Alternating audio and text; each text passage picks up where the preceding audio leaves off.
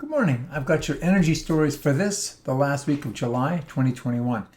Sorry, took a couple weeks off for vacation and some work travel, but we'll jump right into it. Storage company Form Energy CEO has announced that it will soon be able to cost-effectively offer long-duration storage to the grid with a battery tech based on iron air. A Wall Street Journal article indicates the rather secretive company is now telling utilities and investors to plan on the advent of this new long-duration technology by 2025, and CEO Matteo Jaramillo indicates the company will be manufacturing, quote, the kind of battery you need to fully retire thermal assets like coal and natural gas power plants, unquote. Form recently initiated a $200 million funding round led by a strategic investment from heavyweight steelmaker ArcelorMittal.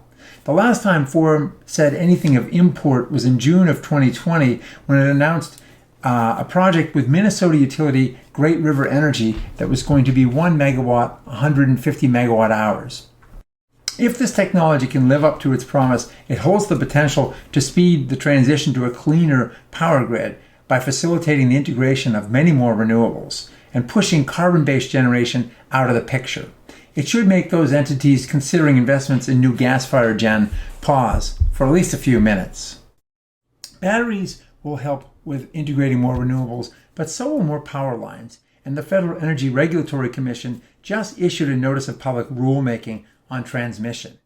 It's seeking a comment on, quote, the potential need for reforms or revisions to existing regulations to improve the electric regional transmission planning and cost allocation and generator interconnection process. FERC cites the need for more holistic transmission planning and cost allocation, and to do so in a way, as they always do, resulting in rates that are just and reasonable.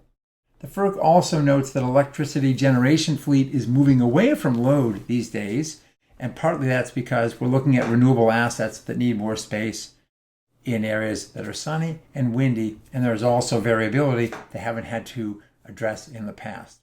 This country desperately needs more transmission to create a cleaner and more reliable grid of the future. And very few lines have been built in recent years. Done right, though, perhaps this new FERC proceeding could be the beginning of something that could have a profound positive impact on the grid of the future.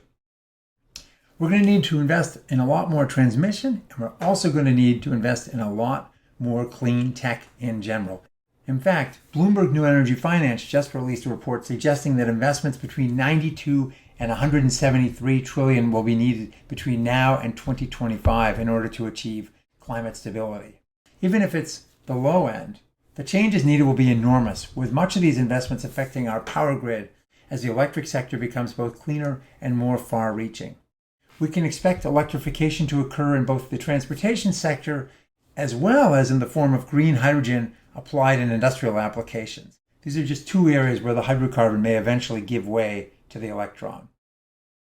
One sector that will see massive growth in electricity is floating offshore wind. And in fact, Samsung Heavy Industries just announced it's getting into the floating offshore wind game with a 9.5 megawatt floating wind design, now besting current leader MHI Vestas with its 8.4 megawatt platform.